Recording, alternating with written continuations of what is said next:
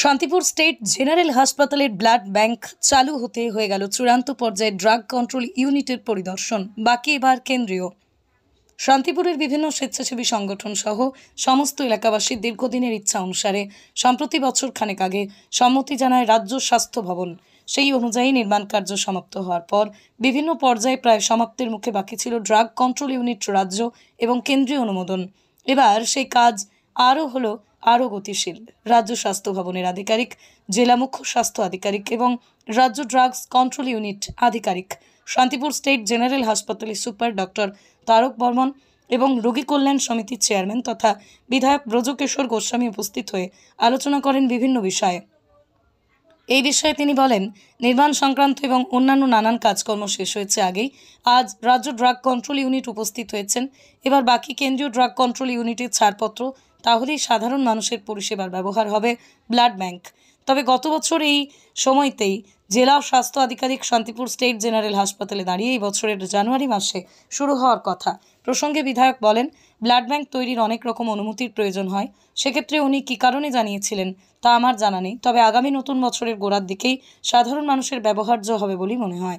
যা উদ্বোধন করে তবেই বলা ঠিক হবে। হাসপাতাল সুপার এবং জেলা ও রাজ্য স্বাস্থ্য দপ্তর সূত্রেও জানা গেছে, প্রায় সকল কাজ সমাপ্ত হয়েছে। এখন শুধু দরকার কেন্দ্রীয় ছাড়পত্র। অরিজিৎ ঘোষালের সাথে সমিত দেবনাথের রিপোর্ট, ক্রাইম বেঙ্গল। রাজ্যের ড্রাগ কন্ট্রোল ডিপার্টমেন্টের আধিকারিকরা নিগম স্যার দুজন আধিকারিককে পাঠিয়েছেন রাজ্য থেকে। শান্তিপুর ব্লাড ব্যাংকের কাজটা যাতে আমরা জানুয়ারি মাসে শুরু করতে পারি সেই ব্যাপারে উচ্চপদস্থ মিটিং আজকে হলো। এরপরের অংশ যেটা পড়ে রইল সেটা হচ্ছে রাজ্য ড্রাগ কন্ট্রোল পারমিশন দেওয়ার পরে সেন্ট্রাল আমাদের একটা পারমিশন দেবে, তবে আমরা কাজটা শুরু করতে পারব। এর আগের বারে সিএমএইচ বলেছিলেন সেই ডিসেম্বরের কথা বলেছিলেন, তারপরে এতগুলো দিন কি কারণে লাগলো?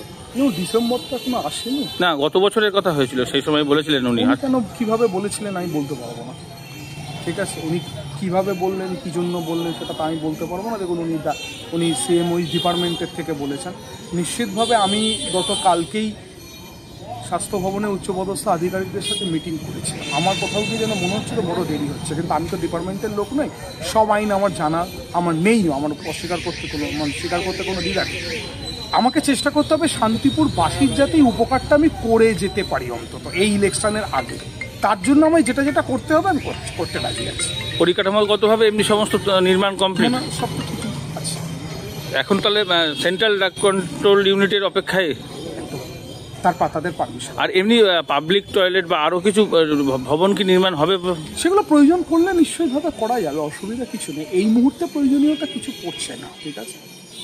আশা করা যায় কি সামনের নতুন বছরে। হ্যাঁ, দেখুন, সিএমওইস তো গতবার ওরকম কথা বলে দিয়েছেন, কাজে আমার বলা কথা থেকে করে দেখানোটা থেকে আমার মনে হয় মানুষ বেশি খুশি হবে।